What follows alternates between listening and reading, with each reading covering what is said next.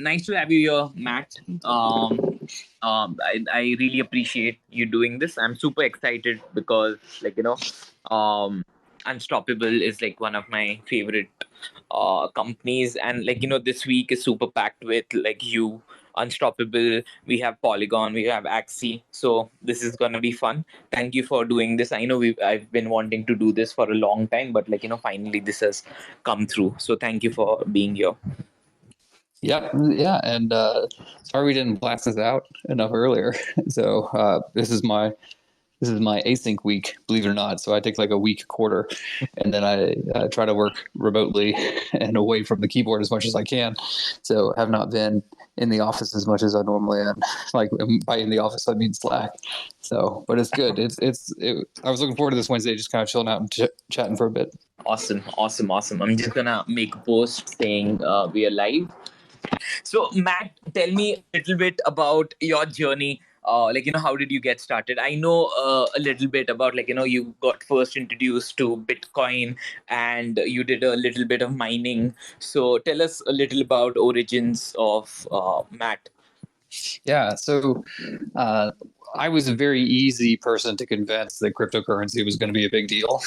I've always been a huge fan of economics and, of course, computer science. So when I first started to hear about Bitcoin, it was actually through some of my more libertarian friends who were very interested in money and the politics around money. And I thought it was just a really cool idea. It just made intuitive sense to me that we would want to have a peer-to-peer digital currency from one person to another.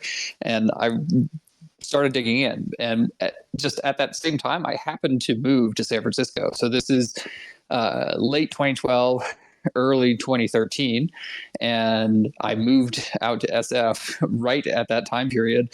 And 2013 was a really big year for Bitcoin. Like if people were back there, that's when the Bitcoin price went from $50 to $1,300 or something during that initial bull run almost a decade ago. And so I happened to just be right place, right time. And when you were in San Francisco in 2013, all people do is talk about cool tech stuff, especially SF back then. It's a little bit different now, post-pandemic. A lot of people have left the Bay Area, so it doesn't have quite the same vibe. But after work, you'd be able to go to all these Bitcoin meetups, and I would go with friends from work, and we would go for the free food, right? Because that's what you're supposed to do when you're in your 20s. And we would go to every single one of these and just meet all sorts of people. So we got to meet a lot of people very early. I remember meeting the original people from Coinbase, like Brian from Coinbase, and then the guy who went on to found Polychain Capital when they still had less than 10 people working there, for instance, and go to their offices. They would throw happy hours or events to get people together. And was lucky to be really early. I always was interested in the non-financial use cases, and I was always one of those people who believed you couldn't really fully understand it unless you tried to use it. And that's why I ended up running Bitcoin nodes in my apartment in San Francisco, and my roommate had a miner that he was running, because we were really just we wanted to understand how the technology worked so we could think about how it could potentially be used to change the world. What do you think about Bitcoin right now?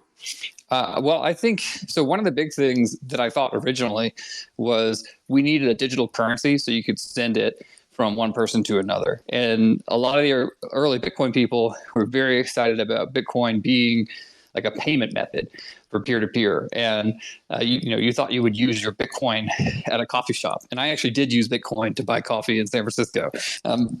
That's changed. So I would say the biggest difference for me between where Bitcoin is today and where Bitcoin was a decade ago I thought Bitcoin was going to be a digital currency that you use to buy everyday items.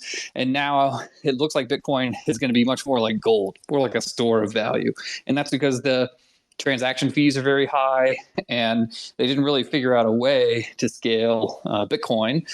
And we're also seeing huge innovation in areas like stable coins, with Tether and USDC and algorithmic stable coins out there that may be more convenient for people to do peer-to-peer payments. So I would say the biggest shift for me on how I think about Bitcoin today, as opposed to 10 years ago, is today I really view it as a place to store your wealth.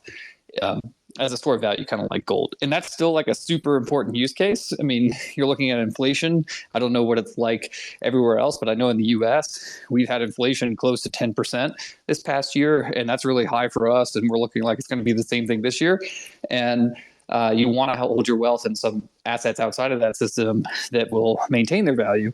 And if I look back over the last 10 years, the Bitcoin that I bought for, 50 or $100 10 years ago, they have definitely outpaced inflation over this past decade. And so as a store of wealth, it really has helped. So that's the biggest change for me in like how I view Bitcoin over the last 10 years. And I've also become much less of a maximalist. So if you talk to me in 2013, D, I'll be honest, I was like, it's only going to be Bitcoin. All of these other things are a scam, right? That's how I thought.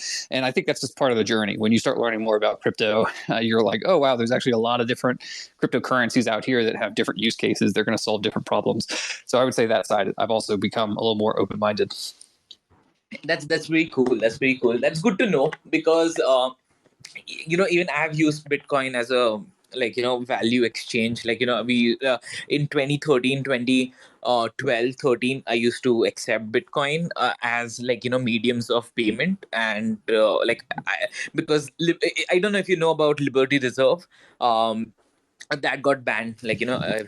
I do. I know about Liberty Reserve. That was the original stablecoin, right? Yes, and it was amazing because you can transfer US dollar at zero cost anywhere in the world, and all you needed is an email ID, no KYC, nothing, right? But again, FBI took it down, which was very cool because PayPal had a very high take rate, right? They used to charge a lot of fees from sellers, and also exchange rate was quite high, and I was 17, so I was not legally allowed to use PayPal.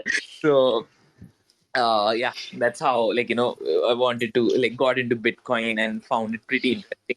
But sold all of it initially. Matt, I want to ask you a little bit about I've seen you talk a bit about Web 1, Web 2, Web 3. So how do you describe them, and what's the most digestible explanation from your end?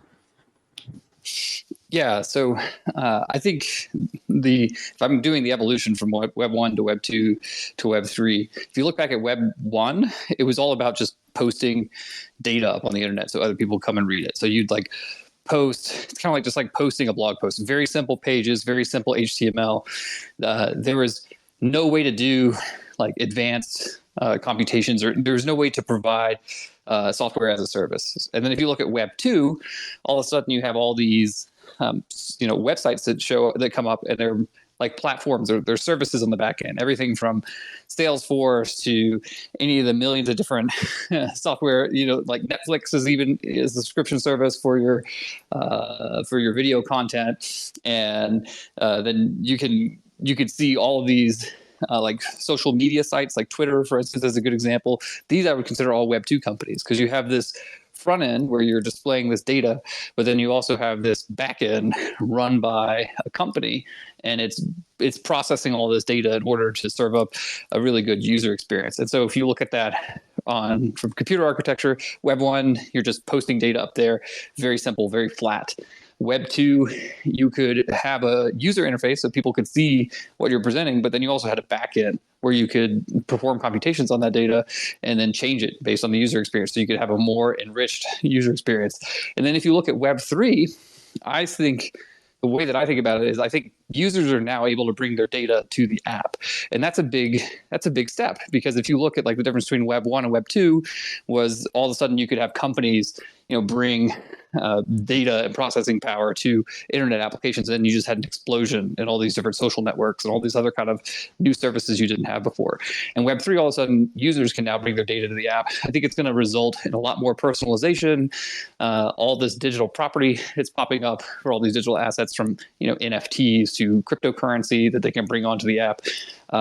And I think that's how I think about it in my head. So Web 1 was just putting up a bulletin board, in the sky so that anyone could see it. Web 2, you could have much more complex services because companies had these backends that they could process data and serve up, fancy social apps like Twitter. And then Web3, all of a sudden the user can then bring their own data to the party.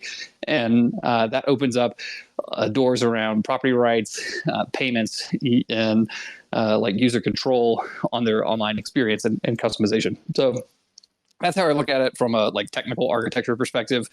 On the social side, I really think it's about people being able to have more autonomy on their online presence.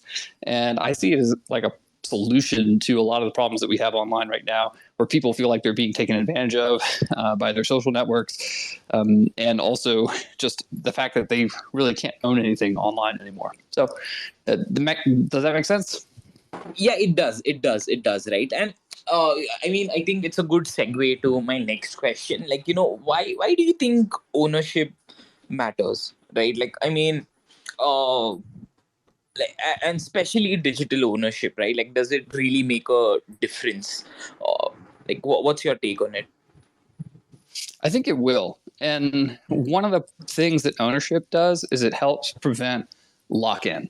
And it's maybe not as obvious to that, but for instance, when you're on Facebook or you're on Twitter, they don't make it super easy for you to own your follower account or own your user handle or own your posts even, right? Like you can export them or whatever. It's kind of a pain. There's no real easy tooling around taking all this awesome stuff that you're creating and then moving it to other platforms or being able to remix it or remake it and then potentially create additional revenue streams off of that for yourself on other places online. So what ends up happening, because it's so hard to move your data between apps, is you get locked into that app, and then that app is encouraged to continue to charge just higher and higher fees over time, taking advantage of their network effect because you're on their network, and then just providing less and less value to the end user. And I think that the biggest offender that we have is Facebook. And I remember Facebook from 15 years ago, and it was actually really useful. And there were not nearly as many ads as there used to be on Facebook, and it felt like it was a lot less invasive. And my utility value seemed a lot higher from using that. But that social network has just gotten worse and worse and worse over time. But I'm stuck, right? I don't feel like I can move off of it as easily because I would lose all of those contacts that I've built up over the past decade. And if you owned your data, all of a sudden you could take those with you much more easily. So I think the biggest benefit of allowing users to own their data, and it is more than just owning it. You have to have the tools around it so that it's easy to control and manage. But if we can get those things in place, and I think that crypto, blockchain, and Web3 provides a really good backbone for making those tools, making digital assets interoperable between apps, that all of a sudden you can avoid this lock-in problem. And I think we'll have much better competition between apps too. So I think users will get more value. Ultimately, if you can put property rights into a market, and then you can have companies compete over providing value, then I think that you end up long-term with just better results for users. Yeah, it's a win-win for users, right? Because customers have always in all these systems we have seen, it's how do you make the most money is equal to how much can you exploit a user or user's data all this while. So I think that change is good to see, where it's flipped, right? How much more value can you give to a customer to retain them is something I think we are heading towards. So I find that interesting. This podcast was possible because of our sponsors, Brave and Unstoppable Domains. More about them next. Crypto scams are like box of chocolates. You never know which one you're gonna get. Especially if you're using a crypto wallet, which is a browser extension. You run the risk of attacks like phishing scams, account spoofing, data leaks, and theft. The best way to avoid getting attacked is using Brave Wallet. Brave Wallet is the first secure crypto wallet built directly into a browser. so no extensions required. With Brave Wallet, you can buy, store, send, and swap assets. You can even manage your portfolio and NFTs all in one place. Whether you're new to crypto or a seasoned pro, it's time to switch to Brave Wallet. Download Brave at brave.com/web3with and click the wallet icon to get started. You know what's the worst part about crypto? These long and complex wallet addresses. They can get so confusing. I know you hate them too. What if I told you I replaced my long wallet address with dheerajshah.nft? Yeah, that's my name. All thanks to Unstoppable Domains. They're the #1 providers of NFT domains. With Unstoppable Domains, you don't have to worry about renewal fees because you get to keep your NFT domain forever. You can get an NFT domain as well, maybe a .crypto, .nft, .x, or something else. Go to unstoppabledomains.com right now and get your NFTs for as low as $5. Well, I just want to point out, I think the competition is going to be much better too. I mean, right now, it's, I forgot where I saw this on Twitter, but someone was saying, like, for social networks, it's like you only have like 3 choices of social networks. It's kind of like if you had to choose restaurants and you only had 3 choices, like McDonald's, Burger King, and KFC or whatever, and there was no other restaurants. Everyone would be like, this is crazy. Why are there only 3 restaurants? Well, we really only have like, a dozen social networks on the planet. And if you think about it, if there was only one restaurant in your entire town and they knew you had to eat there, they would just keep charging you more money and giving you a worse product because they're trying to maximize how much money they were making. And at some point in time, it gets to be they're taking everything, right? They're not leaving anything for you. So I think that this is basically what's happening right now on the internet and it's because it's digital, it's much harder for people to see. However, it's so bad, I think that everyone is fed up. Like everyone says they're angry at social networks. And I think that's really the best metric for like, how do I know social networks are broken? It's because if I ask 100 people, are you happy with your social networks? Do you think they have too much power? It's like 80 or 90% of people will say yes. Pretty interesting. And I think the data is evident. We've seen people hate social media, social networks all the time. Matt, tell me something. You could build anything in crypto early. Why did you pick the field of NFTs, first of all? Why NFTs do you think makes sense? And second is digital identity, right? Like these domain names, right? So why did you get into that? So I purposely picked something that I thought was going to be hard, and I know that's like a weird reason to pick something, but I actually was working on reputation for blockchain networks for a couple of years before I started Unstoppable Domains. And the problem I was trying to solve, and I should say, first of all, I'm not very interested in financial applications of blockchains because I think that there's a lot of people who are already building those and doing a fantastic job. I don't have any kind of natural advantage. And it's not just something my brain likes to work on. It's not something I think about. That you need to be obsessed with a problem, right? If you're going to be successful in solving it, especially something as competitive as crypto software. And so if we go back in time, back in 2013, 14, and 15, I was working on lots of projects that had to do with creating digital reputation. And I thought that blockchains were really cool for creating digital reputation. So the very first Bitcoin app I ever built was called Forum. And the way it worked was kind of like Yelp, but for Bitcoin. And for those who don't know Yelp, Yelp is a way for you to leave reviews like on your favorite restaurant or whatever. And they have a huge problem where people lie all the time on their reviews and there's a lot of fraud. And what we did was we built one that was based on Bitcoin. And this is back when people thought you'd be buying coffee with Bitcoin. And when you would leave a review, you would have to sign a transaction with a public-private key pair that had actually bought something from that store. So one of the problems with fake reviews, people just make stuff up and they would have never even been to your restaurant. They just said, oh, it's a terrible restaurant, but they never actually ate there. In this case, if you use cryptocurrency, you could enforce the person to sign that message so that you knew at least they had eaten there, right? So made it just so much harder for people to lie. And this is one of those issues that is across a lot of applications on the internet right now. And I think most people have experienced it personally with reviews on Amazon or other places where people just make stuff up in order to try to get their products sold.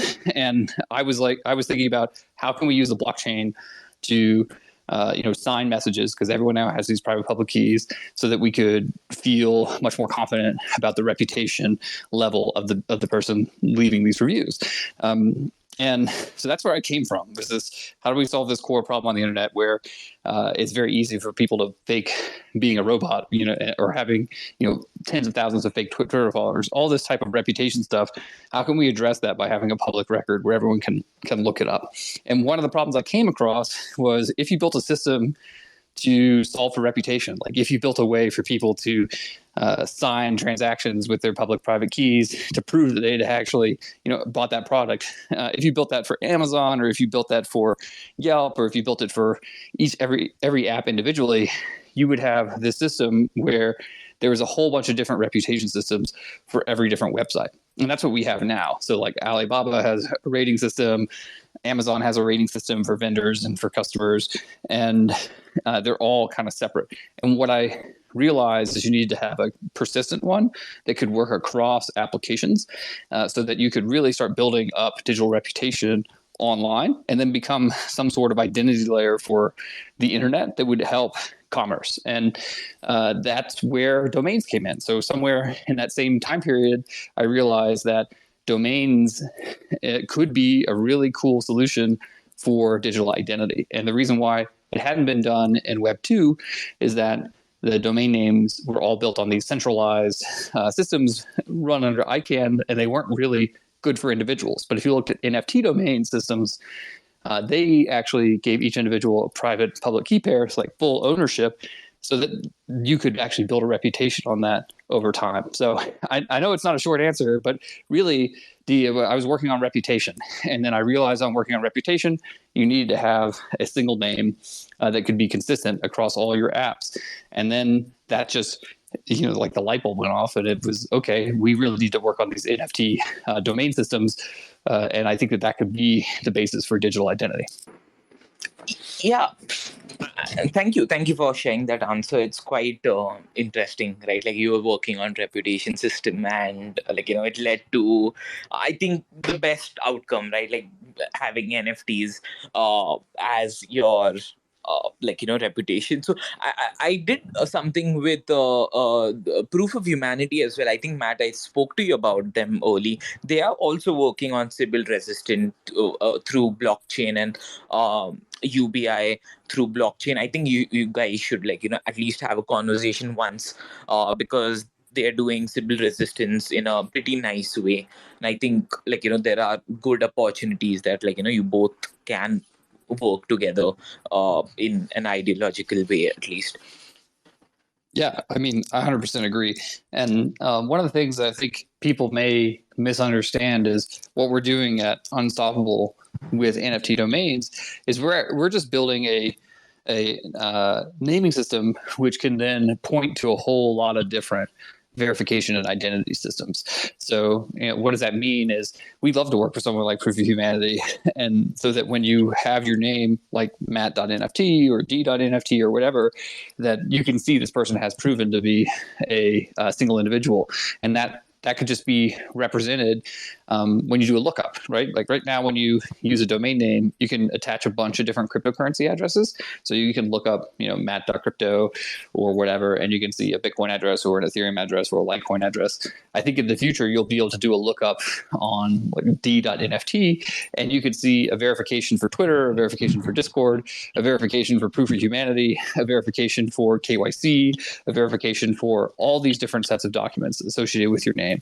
So that's how we kind of see it. And we're actually, like, the way we look at it, domain name systems are just a piece of infrastructure for people to plug verifications and additional information on top of. I mean, people are already, putting up websites or maybe their, contact information to their domain name, in addition to, 10 or 12 cryptocurrency addresses. I think that they'll also add other stuff to that too, like if they own a Bored Ape, for instance. Just a question, Matt. Do you think your NFT domains, or unstoppable domains could like be a good alternative to Linktree. People can just start using their. Yes. Yes, absolutely. You've predicted our product roadmap. So yeah. We're actively working on this internally. So if you right now, like every when you buy a domain name, it automatically gets a free profile page, like unstoppabledomains.com/d.nft, or I'd have to check what the URL construction looks like. But that's what we're actually thinking too. And the difference between like an NFT based link tree and then a regular link tree is that the NFT based link tree can have different levels of permissions for all sorts of different kind of apps. So more on that later. That's in development. But yeah, you're right on the money. Awesome. Uh, alpha just out here, guys. I did it. Anyway, so Matt, tell me a little bit about your approach to Unstoppable, and what's your motivation to get up and do this every day, right? What's the vision of Unstoppable? Yeah. So the original motivation was that I was actually contributing to open source projects for naming before starting Unstoppable Domains. And the motivation to do Unstoppable Domains is I got frustrated that other people weren't building it fast enough. So it's like I'm a very impatient person. So I would say that's my motivation to get up in the morning. And I really wanted to pick something that I thought would help move crypto forward. And I just know that we're not going to have 3 billion people using cryptocurrency if they're trying to send crypto back and forth to each other using a hex address. It's just not going to happen. So I thought naming infrastructure was just an important piece of crypto infrastructure if we were going to get cryptocurrency adoption. I'm a very early cryptocurrency enthusiast and adopter, and I wanted to do whatever I could to help make the future happen just a few years faster. And I thought that names was an area where I had spent a lot of time thinking about it, and I have some ways that I can contribute in order to make that future happen. So for me, I wake up in the morning, I'm working on something that I care about. I think that's the best place to be if you can get there. And I also think it's a really deep and hard problem. So I have like plenty to do. Some people like gardening. I like thinking about naming systems. Everyone has a different opinion how they want to spend their spare time. And this is what gets me excited in the morning. That's awesome. I just want to tell just an information. You said you're impatient.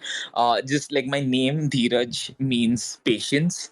That's just the translation. Even I'm quite impatient like that. So just wanted to share that with you, man. I think impatience is a great asset if you have it, right? I could. Yeah, I mean, listen, like life is very short, and you realize that as time goes by more quickly.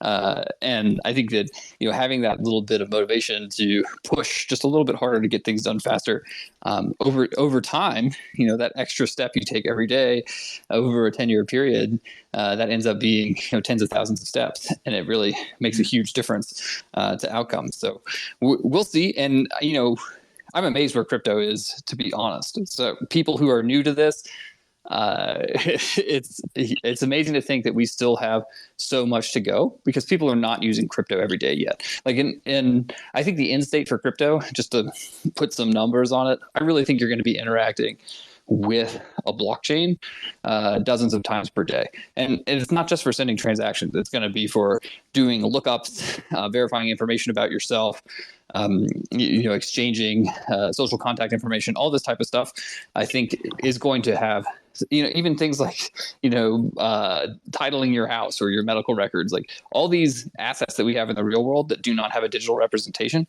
I think they're eventually going to be represented on some of these blockchain systems. So we have so far to go. But when I look at it today and see that there are literally millions of people working on cryptocurrency projects, when 10 years ago, there were literally like 6 people who worked at Coinbase, right? I think they have like 1,500 employees or something. I don't even know how many people they have over there, but it's nuts just seeing the growth of the past 10 years. So it's been an incredible journey so far. I still think that there is a very long way to go. So for people who've been here for a while, it's like you're blown away by how much progress we've made. But then on the other hand, you're still thinking to yourself, we still got just a huge amount to go. It feels like the internet in the 90s. If I was like put a timeline on it. It's like 1998 or something. That's good to know. Cyber Shakti is here. She just made a comment that, like, we'll do a drinking game every time Matt says reputation we drink. So just wanted to point that out. Uh, Matt, I have a question, like a weird question, but like I just want to understand from you. Since the time you changed your DP to a penguin, pudgy penguin, do you think did it make any kind of difference in the space, right? Like, so I just wanted to hear your opinion.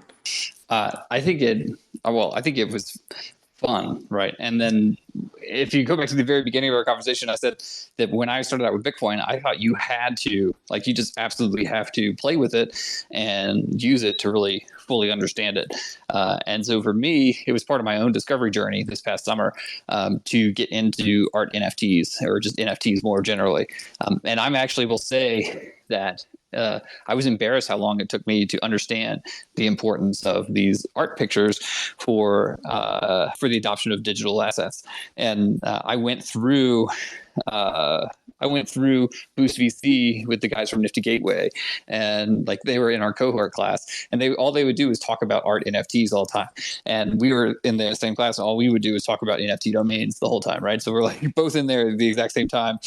And I just remember thinking to myself, like, I love these guys, but I think this art stuff is a little bit crazy. I don't think it's going to happen. And I'm sure they thought the same thing about NFT domains at the time. And it's just been kind of interesting to see it explode over the past couple of years. So yeah, I think it's important for people to go out and play with the tech. I think it's important for people like me to pick up an NFT or two and then use that as a profile picture and see what other things we can do with it. And I hope that it encouraged some people to try out NFTs in the space. And then, if you listen to me on my podcast, I'm pretty clear. Like, if you can avoid the speculation as much as you can, that's probably a good thing to do. Really address this as like a learning opportunity. Take, soft steps. Don't just dive in and, drop your life savings onto a Bored Ape or something. I think that that's really irresponsible. And unfortunately, there's a lot of that in crypto because the FOMO is real. But if you're just trying things out, that's the best way to learn. And I know so many people who have come into the space and they're like, I want to learn more. And now they're working in Web3. And I will just say that, like, career paths in Web3, it's a great place to be. Everything from, being your own content creator or running your own podcast to working for one of these Web3 companies. I do think there's a huge amount of jobs that are going to be created here and a huge amount of opportunities. So the more you can learn, the better, I think. So yeah, I love my penguin. Awesome. Good to know. But I think time for a new PFP. Just messing with you. Okay. Yeah, no, like it's not my only one. So I have a couple other ones I can pull out of the shop. How'd you end up in the Cool Cats clan? You have a Cool Cat? No, I was asking you, how'd you end up owning one? Oh, it's very random, like I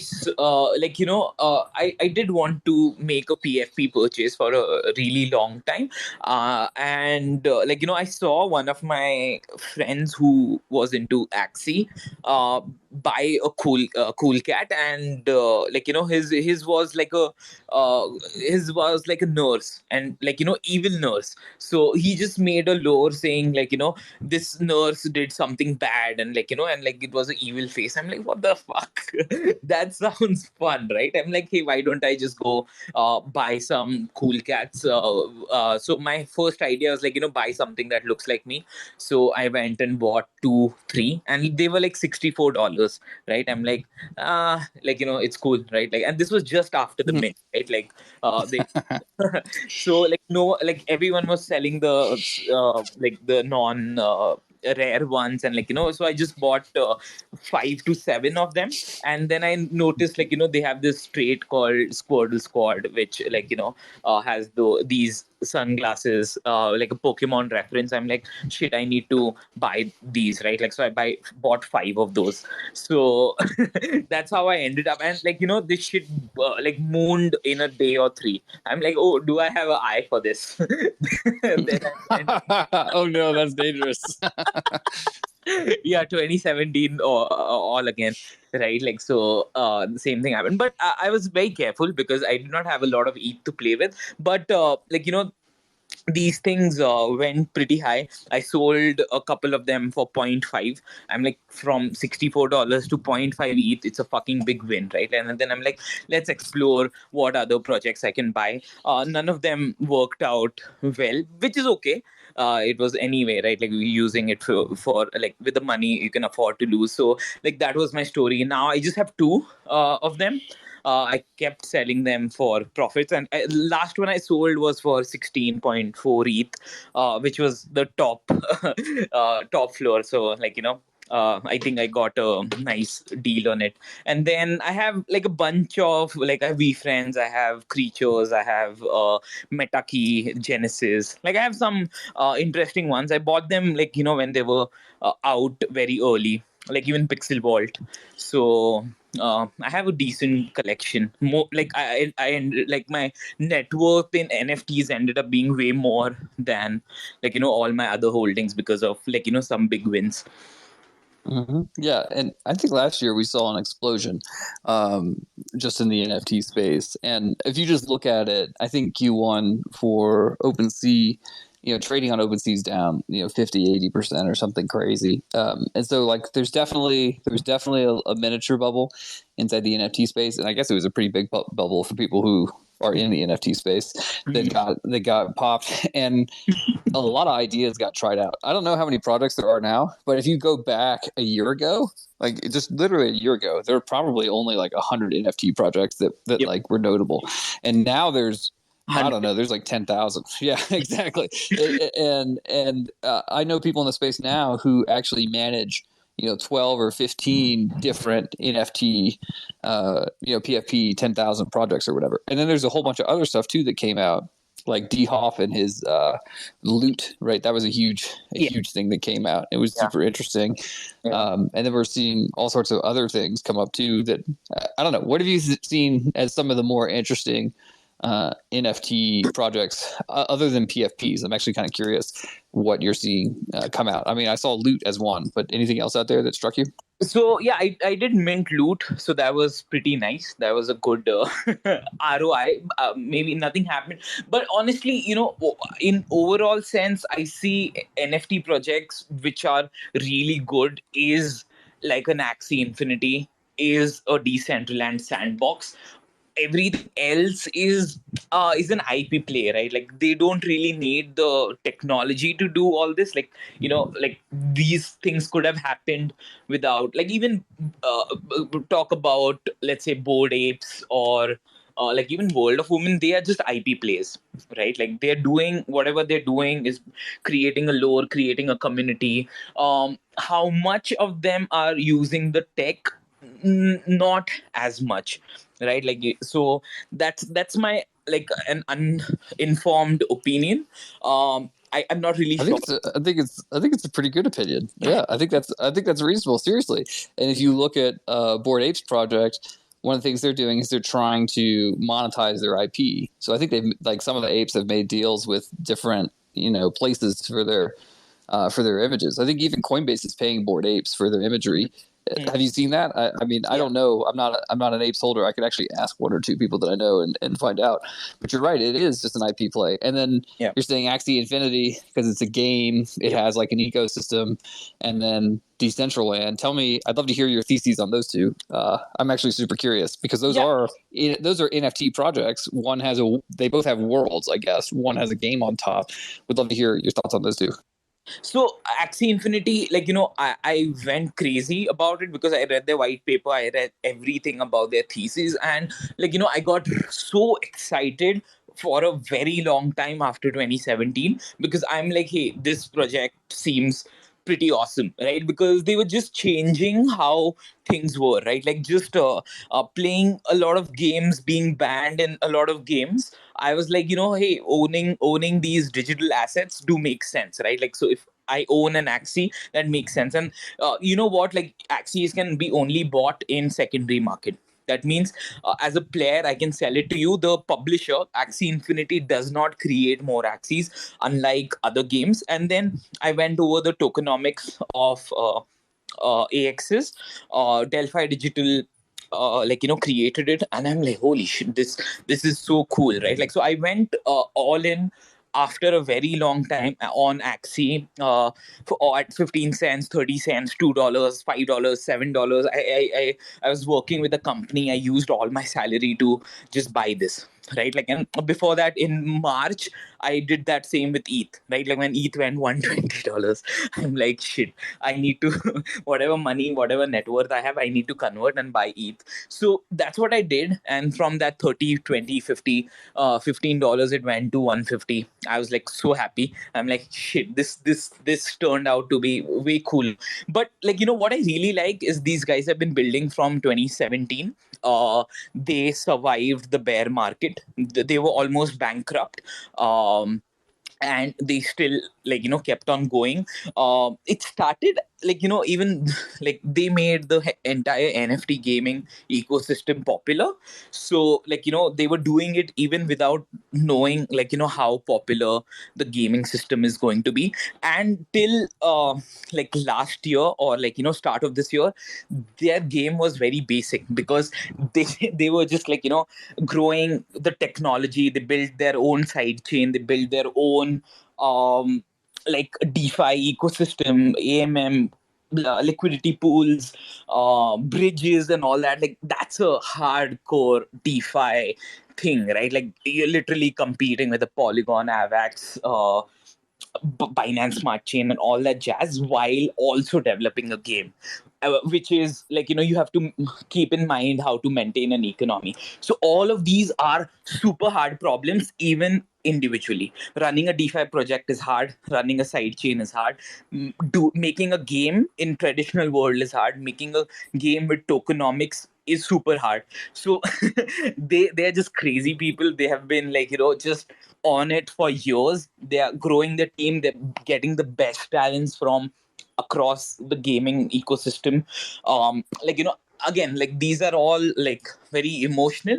But, like, when you do the research, when you put in the time, you understand, like, how they're going to grow the gaming ecosystem, and, like, just change the entire thing, right? Like, how you guys are going against traditional domains. That's the aim. So yeah, and Ronin will have like entire chain for other publishers to come in and, like, integrate their games on blockchain. So you like crazy ambitious projects that are early. Yeah, I honestly think it's still very early, right? Like, so yeah, I'm quite excited about these projects.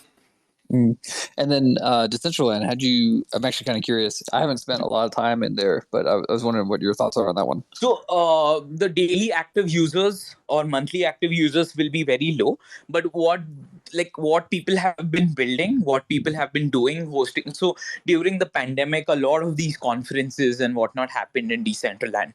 All right, so like your entire Web3 community or crypto community were doing conferences. They're building galleries, they're building exhibitions, they're building whatnot, right? Like, so like a Minecraft. So same with, like, Decentraland and Sandbox. Sandbox wasn't operational. I'm not sure if it's operational now, but Decentraland has been live for a really long time. So again, these are plays where, like, they were early, so they have a good advantage of building for blockchain. All the other games or other people who are coming in, they don't have any experience in building for blockchain. So the mistakes they're going to make will take years for them to fix, right? Like, so I think just the people and the community they have captured is quite interesting. So again, I'm not an investor in DCS, but I love the concept.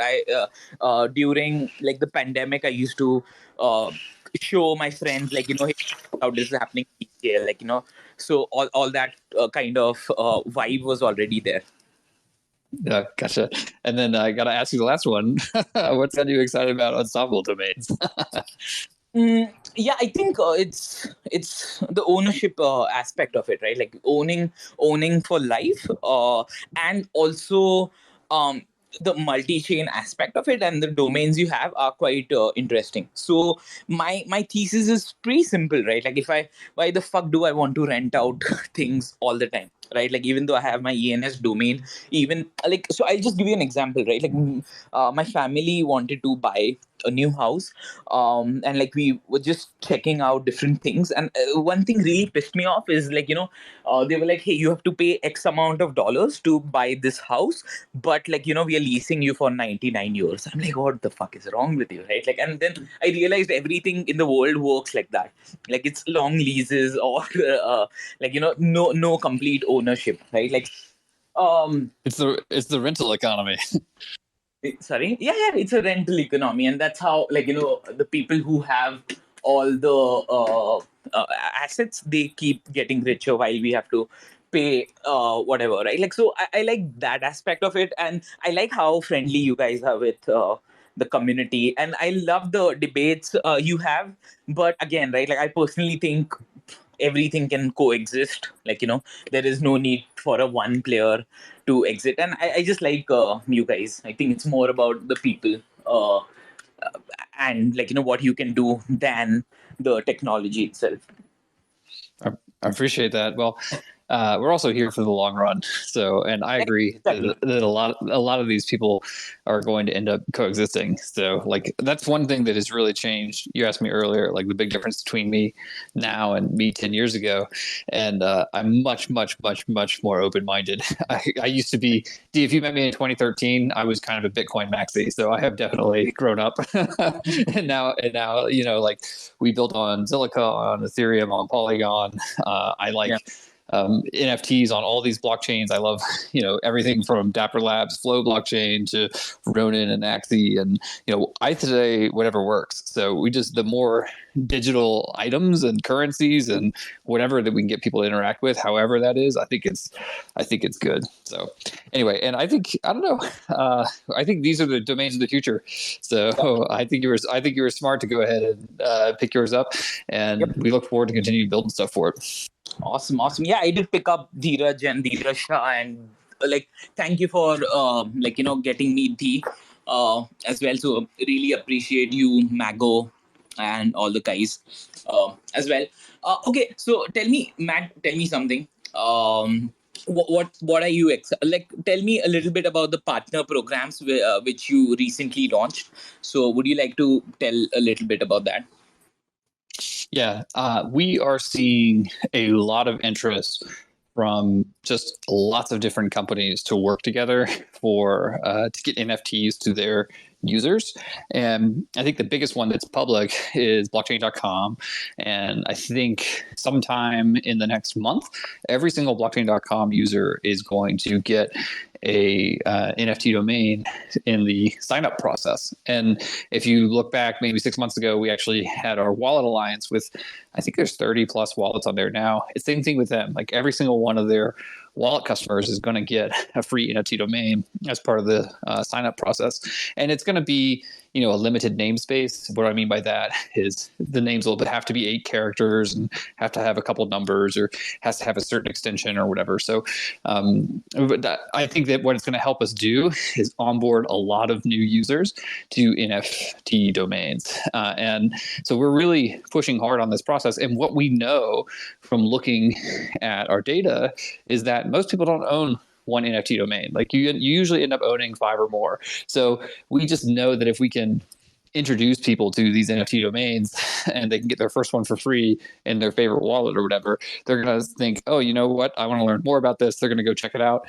And then they're going to want to pick up more of these and then actually help them become a standard for your ID. And I think that other people in the space have done a really good job with this, like specifically .eth, the DNS. Like, you see all sorts of famous people putting their .eth name in their Twitter handle. You're also starting to see people do that with .nft and our extensions as well.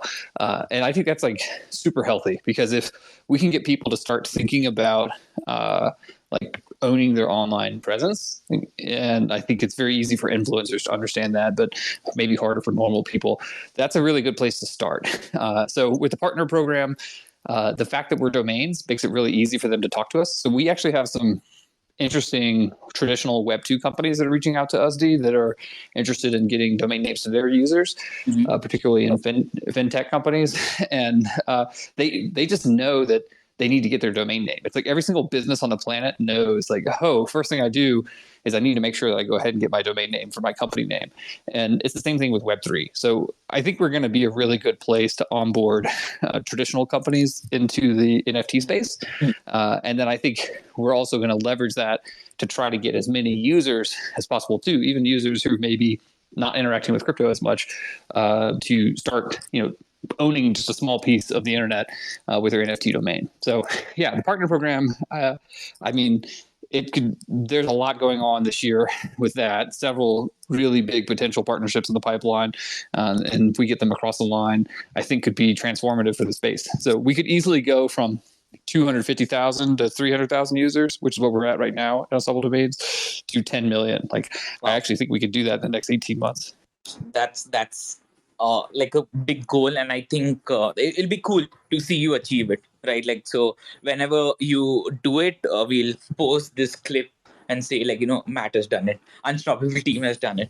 So just yeah, well, we've been saying crazy stuff for a while, because I remember 4 years ago I was like, we're going to register 1 million of these NFT domain names, and we had sold maybe 100, and here we are. We've done 2 million. So I think it's definitely achievable, and we've shown, like, we're going to keep working at it until we get it. We're either going to get it or we're going to, like, blow up big, but like I think we're going to go all the way. Awesome. So I have a statement, then I have a question. My bullish case on like .nft domains is like just talking about brands or like even human perspective is like, there's a lot of feud about just like a particular blockchain, be it ETH. Like, even though like I really like ETH, a lot of people are really concerned about the environment, this, that, right? Like, so brands would rather like, like position themselves saying like, hey, we are serious about NFTs, and go buy like a .nft domain over a .eth, because like, they don't want to come across as like, hey, we want to burn the environment or something like that. And again, right, like people could do NFTs on any kind of chain, right? Like, so that's the beauty, right? Like, so if you want to show affiliation, .nfts is like a very good starting point. These were some of my thoughts. Again, very basic, not necessarily backed with data. I think you're onto something. I mean, if you think about it, people don't go around wearing T-shirts that say like U.S. dollar on them, right? Or like, right? I'm serious. Like, so like people don't represent their, they don't really have a brand affinity to what cryptocurrency they're using. I think it's just the only reason why it's such a big deal right now is because that's how early we are. And I think if you go forward in time, 10 years, that's all going to be kind of, I think that there's a very large chance that those things become less important and then other things become more important. And if you think about it, the very successful NFT brands are not specifically associated with the cryptocurrency that are underlying them. I mean, you're talking about Axie has its own chain. You've got Dapper Labs. You've got Gary Vee. I don't know where he's minting his things. Bored Apes and CryptoPunks. I bet if you ask people, a lot of people don't know where they are minted on, like normal people. So it's just not a part of the conversation. So yeah, I think you're absolutely right. And I think it's weird that people are like so strongly associated with a particular cryptocurrency. I actually think it makes more sense for the Bitcoin people because it was the first, right? So it was kind of like historically it was interesting or whatever. Yeah. So I agree with you. We'll see. I mean, who knows? Maybe the future is everyone will be walking around with T-shirts, repping their favorite like currency or something. I just don't think it's likely. Yeah, it'll be interesting. It'll be a good recap. Matt, I have a question for you, right? Like, so see, we have a lot of people with like, .eth domains, right? Like, why should these people go and get a .nft or a .wallet or .crypto or whatever, right? Like one of the unstoppable domains. What's the... Yeah, well, I think it's, I think it's just like the same reason why you might not want to just own one single cryptocurrency, and you may want to own several of them because they do different things. Like they have different characteristics, and over time they're going to evolve differently. So I actually think they're going to be differences in utility between your .eth and your .nft domain name. You already see that now with where these things are integrated, and that's gonna continue to evolve. And then if you're a brand, usually you want to own all of your different handles, right? So like at least at Unstoppable Domains, we have a lot of people who try to pretend to be us on the internet, and so we own a bunch of domain names. I mean, we own hundreds of domain names, like Unstoppable this, Unstoppable that, in order to try to protect our brand. So I think that there's just a like diversification aspect to wanting to own, multiple different ones, and then I also think that you're going to have functionality differences, and you really don't know. Like, is .eth going to be the thing that's going to win over a 10-year period, or is it going to be .nft or .x or who knows what else? So I think it's just a good idea to have more shots on goal. So from a diversification perspective, and then finally, it's a lot cheaper to own an Unstoppable domain. So, you don't have to worry about your renewal fees or the gas fees or any of these other things. So I would say it's kind of a why not if you're a person who owns .eth names. One other note here, and this is a little bit of alpha. I'm not going to try to disclose too much, but one of the things we're committing to at Unstoppable Domains is an open core model for the like at the smart contract level for Unstoppable Domains. So we are looking at ways to make it easier for people with .eth names or .nft names, et cetera, to be able to play nicely with each other. Even .sol. I think I saw someone in the chat who has a .sol. So we think the future is making NFT domains better, like as a category, and trying to push the whole industry forward as opposed to like one versus the other. So you'll see us, do some pushing in that area to try to make it easier to move between these different protocols. And I think that's the type of thing that I expect to happen in the future. So we'll see. I don't know. I mean, I'm obviously always betting myself, D, right? So like, who's going to win in the long run? I'm definitely betting on Unstoppable. Yeah, that makes sense. Matt, how much time do you have in that way? Like, I can ask the question. Do you have 5-10 more minutes? Yeah, I can go 5 or 10 more minutes. I don't have a hard stop. Awesome. If anyone has questions, do request. So we can take one last question. Matt, I just wanted to tell you, Ninad here and I were just like talking to entity in our city, just talking about NFTs. So my recommendation was you should, the first things you should buy is your first name, and last name NFT domains, and both ETH NFT, because both are relevant. So I think that's the first conversation I'm literally having with everyone I meet, right? If they're interested in NFTs, if they're an artist, brand, or whatever, so just convince them to get some NFT domains. I appreciate that. I think it's also very easy for your normal friends to explain to them. I mean, with Unstoppable Domains, at least, people are like, what should I do in Web3? I don't know anything about crypto. And it's like, well, you can go pick up your domain name and you can pay with a credit card or PayPal or whatever.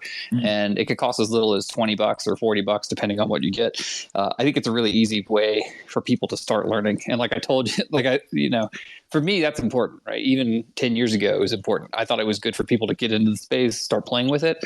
And then you can really, as you learn more and get more confident, you can try a bunch of these different products out. And that's one of the things we try to do at Unstoppable. Awesome. Prabjot, go on. One question quickly. Guys, if you have any question, please request. Yeah, so I just wanted to say I really liked Unstoppable. So I got into domain name stuff a year ago for ENS.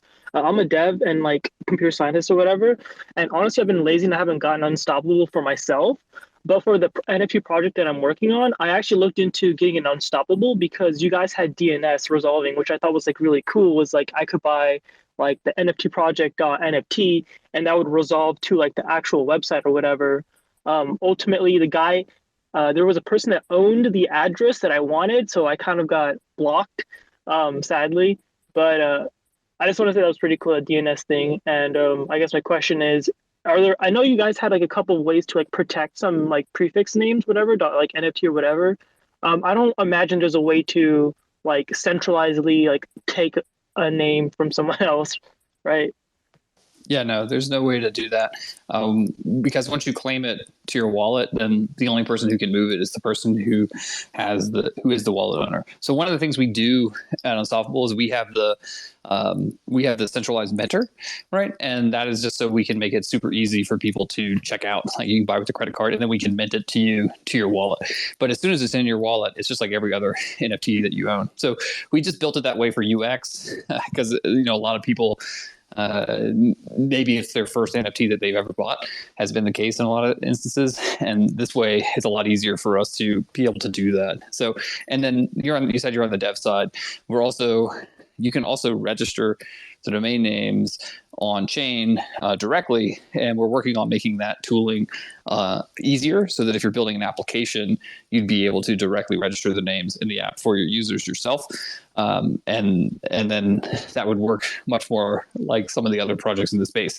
But the upside is we can take payment in like Bitcoin. You can pay us in Bitcoin, and then we can make you a domain. You don't have to have the currency for the particular blockchain that you're on, and that's why it's built that way. So, yeah. But once you own it, there's nothing we can do to take it once you've minted it as an NFT in your wallet. Right. Yeah, I say that as I know how you can't take an NFT once it's given. Pretty much. I don't actually remember, but actually I didn't read. I read some of the docs, but not all of them. But are there subdomains? Because I know the coolest thing about ENS was that we had a company, and then you could have like probjot.company.ens, like subdomains. Like I don't remember if that was for Unstoppable. So the way that we would handle subdomains is you would have to build the smart contract yourself, and then put it inside that smart contract, and then issue those subdomains. The problem with subdomains is that it's actually potential for abuse. So you could mint, for instance, so you had a subdomain like Matt, for instance, or maybe a company name like Coinbase, and someone could nefariously mint like admin.coinbase.tld, and when they would transfer the root domain, the second level domain, over to somebody else, they could still have that admin.coinbase sitting in their wallet. At least that's how it works for .eth. And so there's actually, when you do subdomains, you need to do a lot of extra security work in order to make sure that people aren't going to create a bunch of subdomains and then resell the top level domain and then really devalue that top level. So I know we've seen some wallets that have or some other applications that like to give subdomains out to the users. I would just tell those wallets and apps like, hey, come talk to us about domains, and we can actually give domains to them, not subdomains. So you could get free domains out to your users instead of subs. And we think that that's potentially going to be a more elegant solution for people going forward. So we'll see. I mean, it's definitely possible to do subdomains with unstoppable domains. It's just not something we've emphasized because we don't think that it's as interesting a market. Yeah, no, for sure. Really exciting. Awesome. Thank you for that question. Rishik, what's your question? Hey, everybody. So actually, this question I got from the Twitter thread which Dheeraj had. So when are you launching your own governance token, or why you are not launching your own governance token? When you And I missed it. Yeah. So we do not have plans to launch a governance token. It's mostly legal reasons, to be perfectly honest. So if you want to launch a governance token in the US right now, you have to follow a lot of rules that make the governance token not very useful. And we don't want to give something to our customers or to people in our community that's not actually going to have value. So I know that I just think that 99% plus of these DAO tokens are in the long run go to zero because they don't have any claim to the income stream from the company or the product. They don't really have authority to make decisions, and there's just not a really good structure for tokens as like financial or ownership interests. So I would just say that I think that like a lot of the governance tokens that we've seen launched are very speculative, and it's the jury's still out if they're actually going to provide any kind of long-term value, and we don't think that they are. Yeah. So I don't want to give tokens to a bunch of people and then have them go to zero. Would be another way of phrasing that. And I know people got really excited because they saw ENS launch token, and everyone's like, "Oh my god, I got all this money in my pocket." But if you looked at ENS since that token launch, I haven't really seen a lot of things happen on ENS in terms of innovation for their product, and I'm worried that that project may have cashed out and they may not necessarily have a lot of incentive to keep building because they're done, and that would be a really bad outcome for everybody, I think. Okay, so what kind of governance would you prefer? If not like a governance token, native governance token, then what kind of a governance would you prefer? Yeah, I prefer no governance. So if you go and you like read around and you see like different people's proposals on how DeFi would work, for instance, there's like a group of people that are like, oh, we should have these really complex DAOs for DeFi, and then it makes the decision process really hard. And then you have people on the other side of the spectrum. It's like we should write the contracts so that once they're out there, people can use it or not use it. And that's how they decide whether or not they want to interact with the protocol. So like you don't even need a governance token if you can own it, and then you can make your decision yes or no if you want to use it. And so that's what we did in our case. So like we don't have renewal fees, which means that you don't have to worry about us raising renewal fees on you in the future. Like you own that NFT domain forever. So if you like what we're doing, you can keep your NFT domain and use it on a solvable system. And if you don't like what we're doing, you could move to something else. And that would be the way for you to vote with your feet, whether or not you want to use our protocol, instead of like voting on chain on something that may or may not make a difference and creates a lot of politics. So I prefer no governance. And if you just like type DeFi no governance into Google and click around, you'll see some people who argue for it. And I think it's a better system. So it's like the more we can make it so unstoppable domains does not have control over your domain, the better. Awesome. So Matt, last two questions from my side quickly. What are you most excited about at Unstoppable and like the NFT space? That means please give us some alpha or share something which you can share with us, which is coming in future. Yeah, I am most excited about these distribution deals with different apps, wallets, and exchanges for getting NFT domain names to their users by default. If we are successful doing that over the next 18 months, then I'm very hopeful that nobody on this call will have to look at a hex address again. And that has always been the thing that we've been trying to do, right, for a very long time. And like the only way we can do it is by getting NFT domain names into every person's wallet. And that's going to take a lot of effort. So that's like my number one always. And then secondarily, I'll say I'm pretty excited about what we're trying to put together with the login product and allowing users to portably take their data across different apps. This is something that nobody else is doing. I don't think people have, and it's brand new. So it's going to take some time for us to build and put the pieces in place over the next 9 months. But once that gets working, I think it really could open people's eyes to what's cool about being able to take your data across portably to different apps. So we'll see what's going on there. And you already saw some things that we're doing, like Humanity Check, which I think is super useful for NFT projects who are trying to do like drops, right? So if you do an NFT project with a drop and you want to make sure that you don't have one person like snatch up all of the NFTs in the project real quick, it's like a whale. One way to do it is to make sure that they're a human, and then you can maybe limit the number of NFTs per human so that they're not able to pick up as many. So things like that, I think, are going to make the ecosystem better. So I'm interested about how that's going to work with using your NFT domain and attaching a bunch of info to it as a way to share information about yourself in order to get permission to access to, like NFT drops or other types of awards or games or anything inside the crypto ecosystem. And then just getting domains in the user's hands. It really is that simple. Awesome. And quick, one more question. We have a lot of talented individuals here. Are you guys hiring for any positions, anything you want to talk about?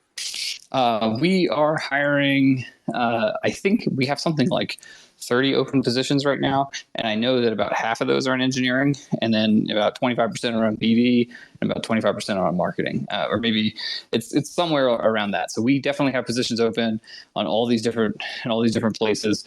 Right now, we have we have strong need on the engineering side people who like to work on dev tools type stuff. So libraries, APIs for reading the blockchain, that's high demand. So it's senior devs who like to do that type of backend work is something that's on our radar. And then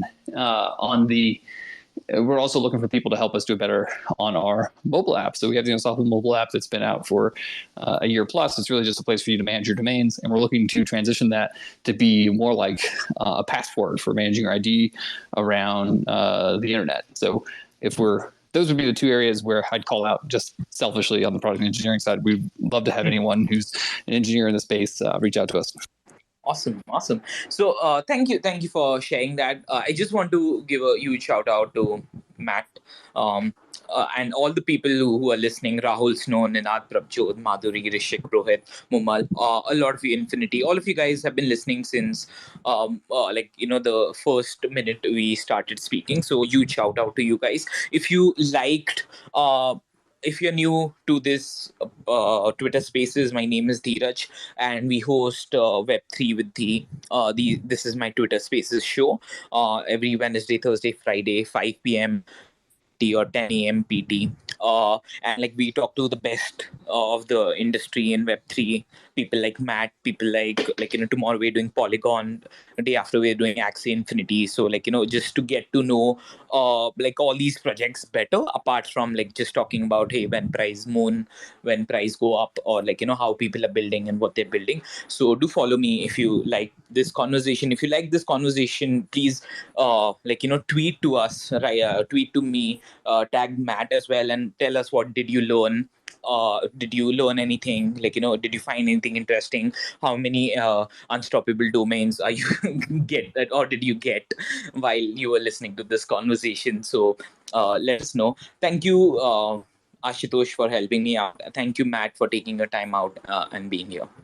I'm very happy to be here, and tag me. I'll follow back on Twitter. Thanks, guys. Awesome.